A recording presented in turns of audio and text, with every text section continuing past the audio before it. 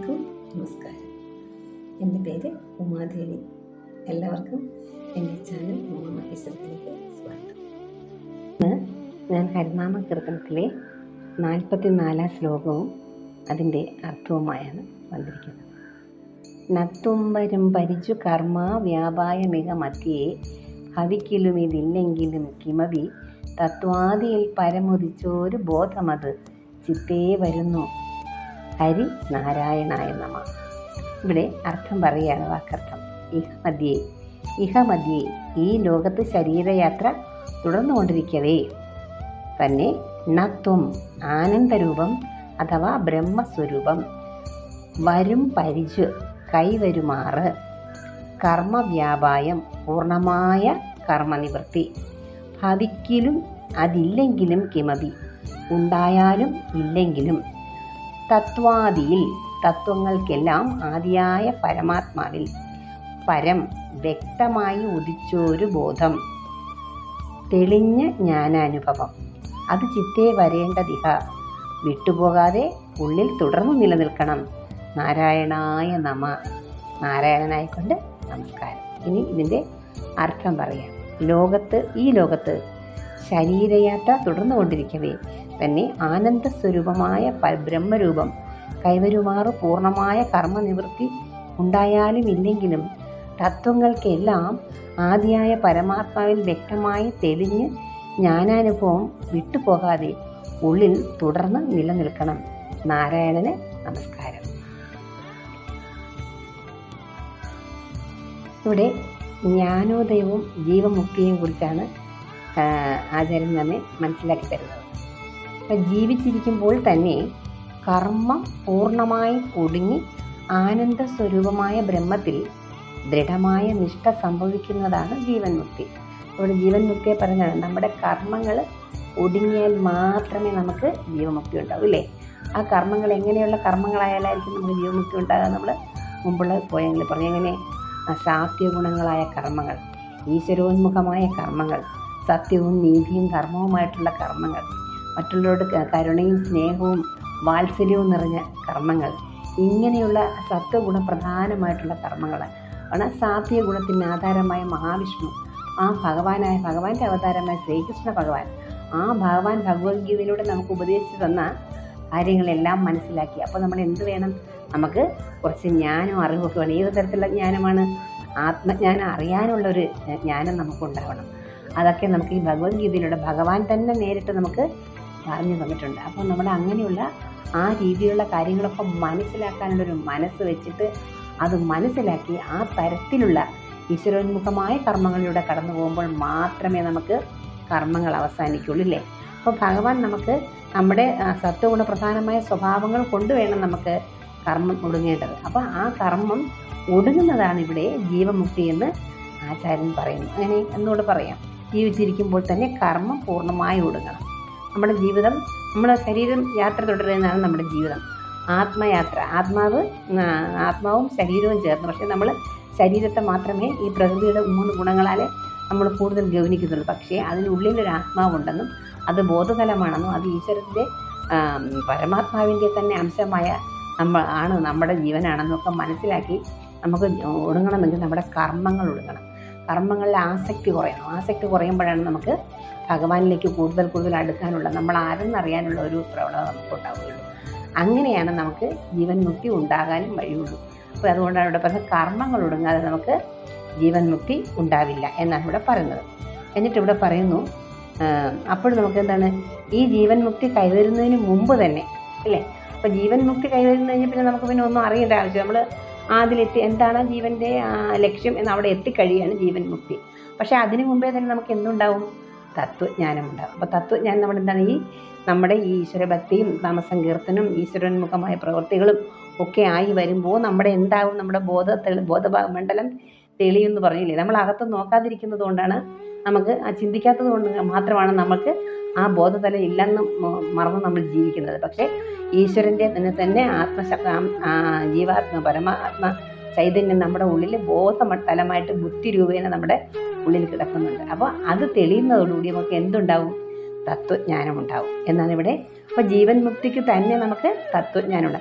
തത്വജ്ഞാനം ഉണ്ടാകുമ്പോഴാണല്ലോ നമ്മുടെ ജീവൻ എന്താണ്, പരമാത്മാവ് എന്താണെന്ന് നമുക്ക് മനസ്സിലാവും. തത്വം അയ്യപ്പൻ പറയുന്നത്, അയ്യപ്പസ്വാമിയുടെ ചോദിച്ചില്ലേ, തത്വമസി, അത് നീയാകുന്നു, ഞാൻ എന്ന് പറഞ്ഞത് നീയാകുന്നു, ഞാൻ നീ തമ്മിൽ വ്യത്യാസമില്ല. അവിടെ സ്വാമി സ്വാമി എന്നാണ് എല്ലാവരെയും വിളിക്കുന്നല്ലേ.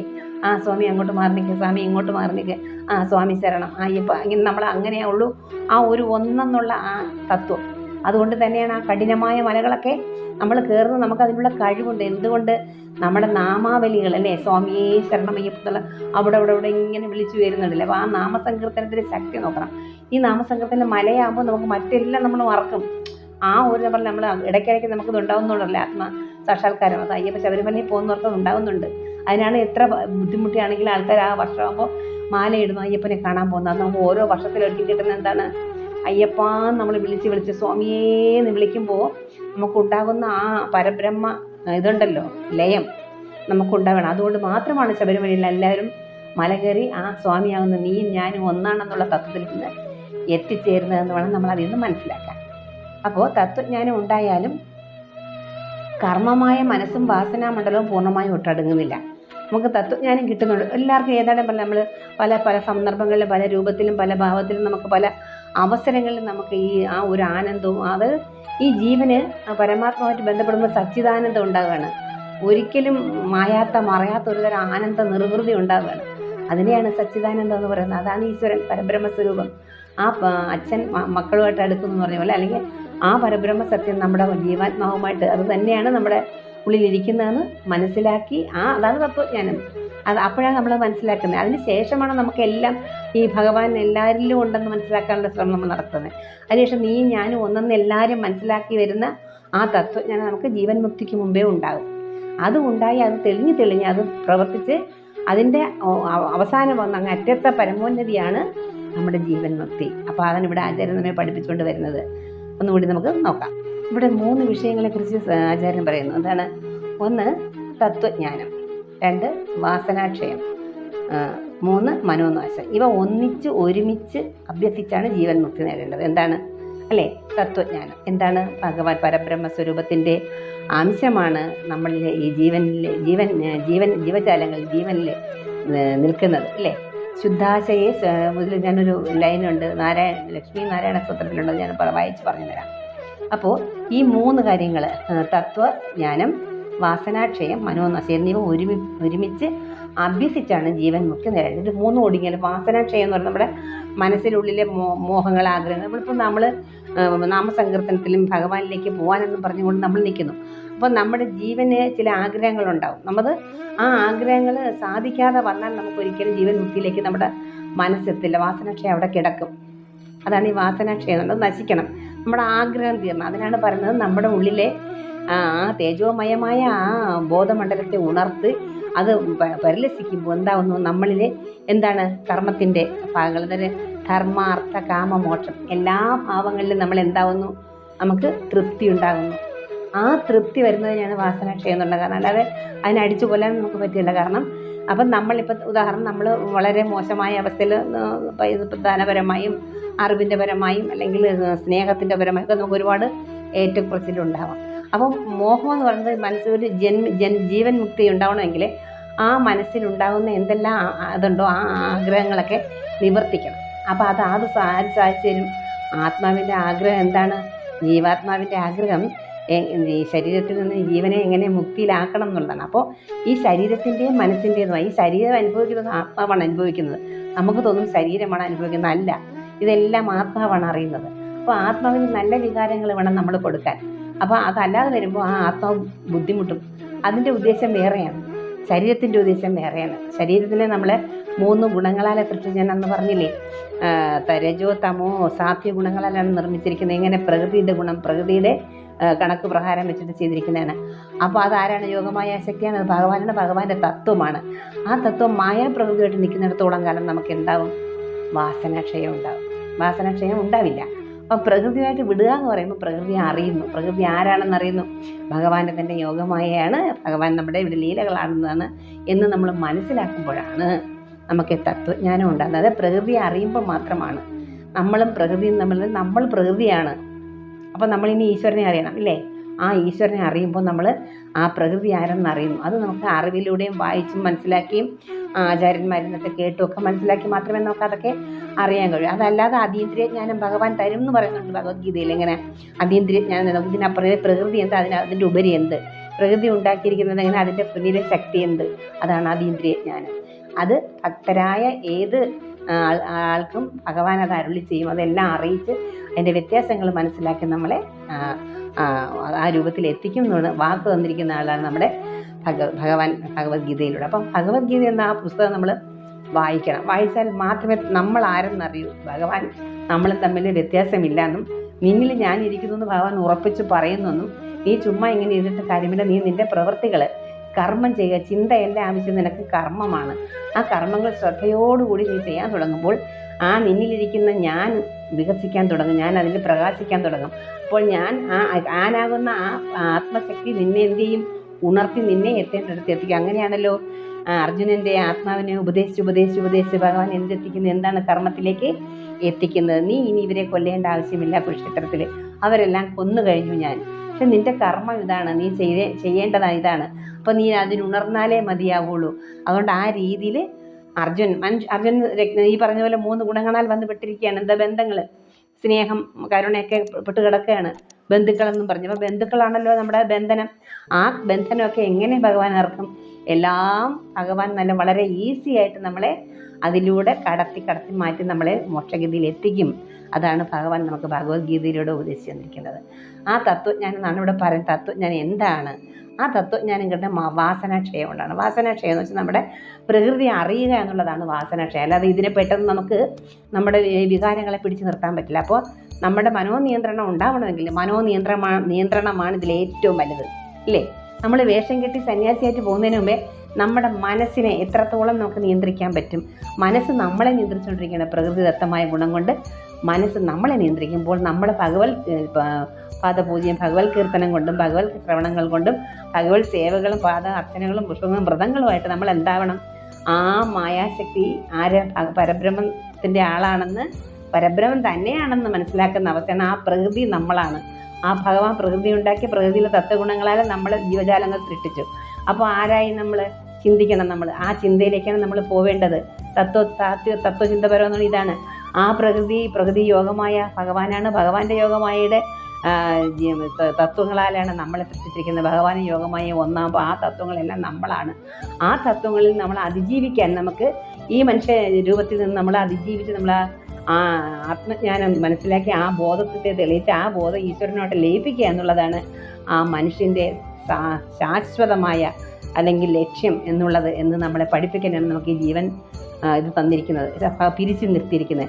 അപ്പോൾ നമ്മൾ പിരിഞ്ഞു നിൽക്കുന്നുണ്ട്. ഒന്നായി നിന്നേക രണ്ടെന്ന് കണ്ടപ്പോഴാണ് നമുക്ക് സംശയവും ബുദ്ധിമുട്ടും ഭയവും ഒക്കെ ഇവിടെ ഉണ്ടായിരിക്കുന്നത്. അപ്പോൾ ഇത് ഒന്നായി മാറിക്കഴിയുമ്പോൾ ഇവിടെ എല്ലാ ഭയങ്ങളും തീരുകയാണ്. അപ്പോൾ ചിലപ്പോൾ അത് നമുക്ക് കർമ്മങ്ങൾ ഒടുങ്ങുന്നതിന് മുമ്പ്, ഇവിടെ പറയുന്നത് കർമ്മങ്ങൾ ഒടുങ്ങുന്നതിന് മുമ്പ് തന്നെ ചിലപ്പോൾ നമുക്ക് ഈ തത്വജ്ഞാനം ഉണ്ടായി വരും. ആ തത്വജ്ഞാനം നമുക്ക് ഇവിടെ ആചാര്യൻ പറയുകയാണ്, ഭഗവാനോട് പറയുകയാണ്, ഈ തത്വജ്ഞാനം നമ്മുടെ ശരീരയാത്രയെ ഒടുങ്ങാതെ വരുമ്പോഴും ഇത് ഒരിക്കലും മാഞ്ഞു പോകാതെ, ഒരിക്കലും ഒളിഞ്ഞു പോകാതെ അത് നമ്മളിൽ തെളിഞ്ഞുകൊണ്ടേയിരിക്കണം.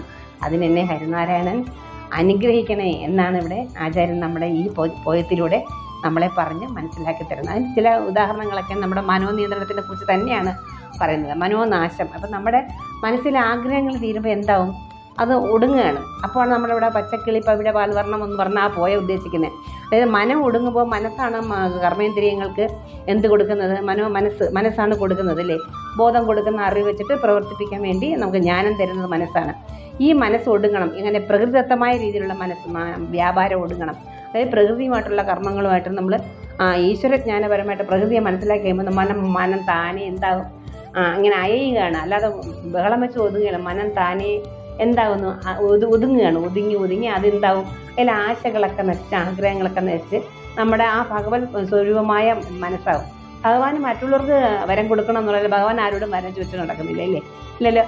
അതായത് ആഗ്രഹം മൂത്തവർക്ക്, അത്യാഗ്രഹം മൂത്തവർക്കൊക്കെ വരം കൊടുക്കുകയാണ്. അവിടെയും ഭഗവാൻ നിയന്ത്രണം വെച്ചിട്ടുണ്ട്. ആ വരം എങ്ങനെ പ്രവർത്തിപ്പിക്കണമെന്ന് അതിൻ്റെ ബാക്കി ചിന്തിക്കുന്നതും ഭഗവാനാണ്. അപ്പോൾ ഇവിടെ എല്ലാം ചിന്തിക്കുന്നത് ഭഗവാനാണ്. എല്ലാത്തിൻ്റെയും ചിന്ത അവസാനം പരബ്രഹ്മം തന്നെയാണ്. ആ പരബ്രഹ്മം ശുദ്ധാശയ സ്ഫടികമായിട്ട് എല്ലായിടത്തും ഒരുപോലെ പ്രകാശിക്കുന്നില്ലേ? ഒറ്റയ്ക്ക് നിൽക്കുന്നു എന്ന രൂപമില്ല എന്ന് പറയുന്നു, എന്നാൽ അതിൻ്റെ തേജസ്സും ഓജസ്സും ശക്തിയും നമ്മൾ അറിയുന്നു എന്ന് പറയുന്നു. പക്ഷേ എല്ലാ സ്ഥലങ്ങളിലും സ്ഫടിക ജലാശയങ്ങൾ അവിടെ ഇവിടെയൊക്കെ ആ ഭഗവാന്റെ പ്രകാശം എങ്ങനെയാണ് തുല്യമായി എല്ലായിടത്തും നിൽക്കുന്നത് പോലെയാണ് ആ സത്വഗുണം. ആ സത്വഗുണം നമ്മളുടെ എല്ലാവരിലും കിടപ്പുണ്ട്. 3 ഗുണങ്ങളിൽ സാത്വിക ഗുണം നമുക്കത് കൂടണമെങ്കിൽ നമുക്ക് എന്താണ്? സാത്വിക ഗുണമായ വിഷ്ണു ഭഗവാന്റെ അവതാരമായ കൃഷ്ണ ഭഗവാനെ നമ്മൾ ശരണം പ്രാപിക്കണം. അവിടെയാണ് നമുക്ക് സാത്വിക ഗുണത്തിൻ്റെ അടിസ്ഥാനം ഉണ്ടാകുന്നത്. ഫൗണ്ടേഷൻ അവിടെ നിന്നാണ് തുടങ്ങുന്നത്.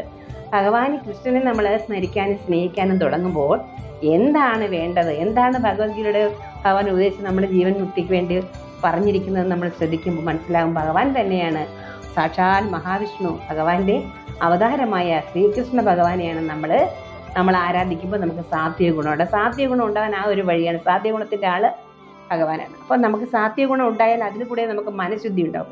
അങ്ങനെ മനസ്സിന് ശുദ്ധിയുണ്ടായി മനസ്സിലെ ആഗ്രഹങ്ങൾ സാധിക്കപ്പെടും. കാരണം നമ്മുടെ ബോധതലം പ്രവർത്തിക്കാനുള്ള പവറായി കഴിയുമ്പോൾ നമുക്ക് എന്താണോ ആവശ്യമുള്ള ആഗ്രഹങ്ങളൊക്കെ സാധിച്ച് മതിയാകും. അങ്ങനെ ഓട്ടോമാറ്റിക്കലി നമുക്ക് മതിയായി വരും. നമുക്ക് ഇതിലെ കാര്യങ്ങളൊക്കെ മനസ്സിലാക്കാൻ തുടങ്ങും.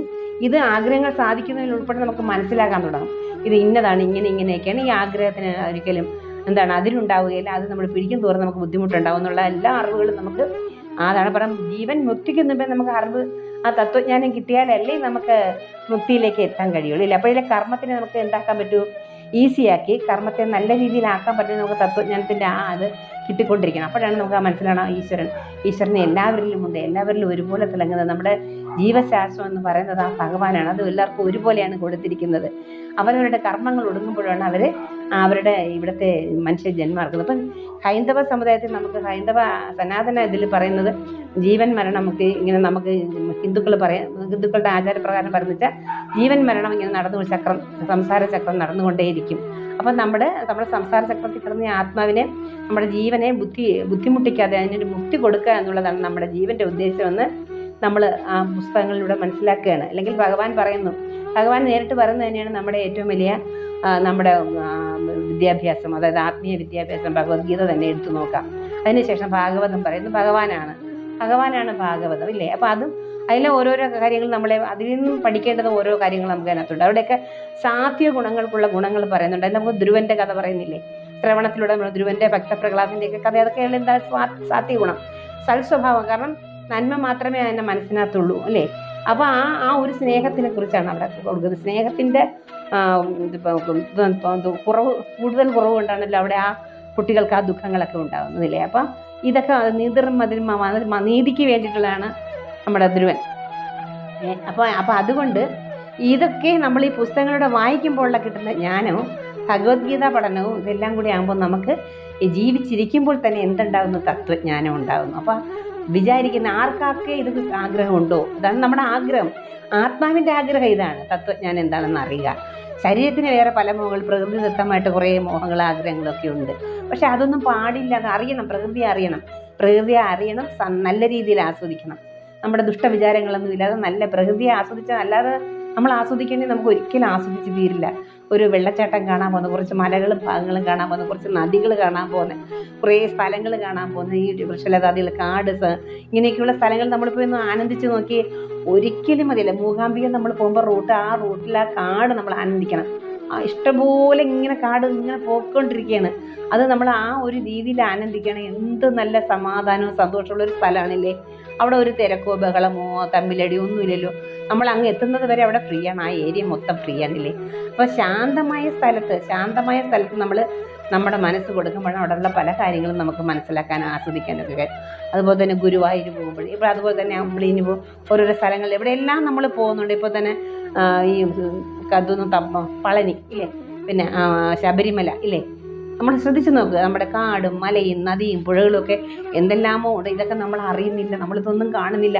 അവസാനം നമ്മൾ വയ്യാടക്കുമ്പോൾ എവിടെയെങ്കിലും ഒന്ന് പോയി കാണണമെന്ന് ആഗ്രഹിച്ചാൽ പോലും നടക്കില്ല. അപ്പോൾ നമ്മൾ ഉള്ള സമയത്ത് മറ്റൊരു കാര്യങ്ങൾക്ക് സമയം കളയാതെ നമ്മുടെ ജീവനെ നന്നായി പ്രവർത്തിപ്പിച്ച്, നന്നായി ഉപയോഗിച്ച്, നന്നായി ആനന്ദിച്ച്, നന്നായി പോവുക. അപ്പോൾ നമുക്ക് ഈ പ്രകൃതിയിലുള്ള കിട്ടുന്ന ഒരു ജന്മം മതിയെന്ന് പറഞ്ഞിരിക്കുന്ന നമുക്കൊക്കെ ഒരു നട ഇതെല്ലാം കാണുന്നത് വളരെ നല്ല കാര്യങ്ങളല്ലേ.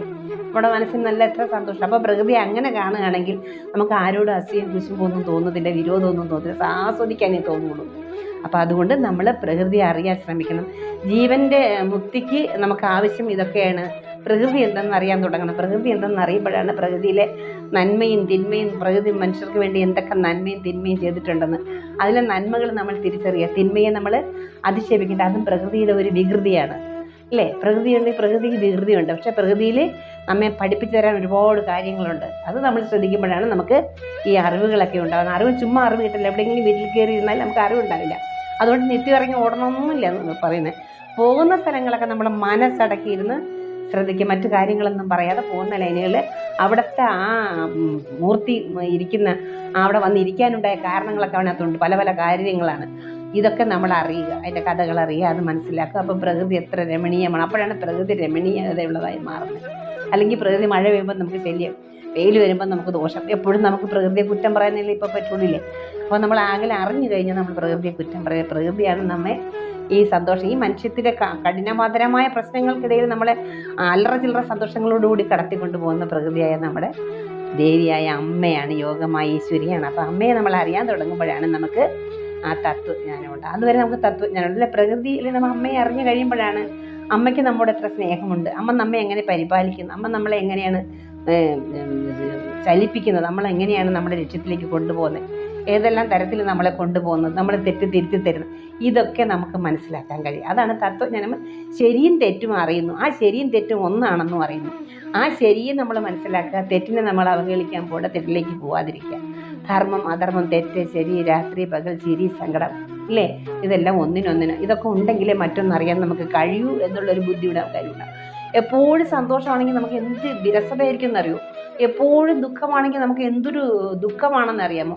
അപ്പോൾ ദുഃഖവും സങ്കടവും ഒക്കെ ഇങ്ങനെ കറങ്ങിക്കൊണ്ടിരിക്കും. കാലചക്രം കറങ്ങുന്നതിനനുസരിച്ച് വ്യക്തികളുടെ കർമ്മഗതി അനുസരിച്ച് അവരവർക്ക് ഓരോ മാറ്റങ്ങൾ വന്നുകൊണ്ടിരിക്കും. അതുകൊണ്ട് മറ്റുള്ളവരെ കണ്ട് നമ്മൾ ഒന്നും വിലയിരുത്താനും മറ്റുള്ളവരെ കണ്ട് നമുക്ക് അതുപോലെ ആകണമെന്നൊരു താരതമ്യമേ നമുക്ക് പാടില്ല. കർമ്മത്തിനനുസരിച്ചാണ് നമ്മളിവിടെ വന്നിരിക്കുന്നത്. ആ കർമ്മഗതി അനുസരിച്ചാണ് നമ്മൾ നീങ്ങുന്നത്. ആ കർമ്മം ഒടുങ്ങുമ്പോഴാണ് പോകുന്നത്. ചിലർ പെട്ടെന്ന് വന്നിട്ട് പെട്ടെന്ന് പോകും, ചിലർ കിടന്ന് താമസിച്ചിട്ടും പോവാതെ കിടക്കും. അങ്ങനെ കുറേ ശാപങ്ങളും വഴക്കുകളും കേട്ട് കിടക്കുന്നവരുണ്ടാവും.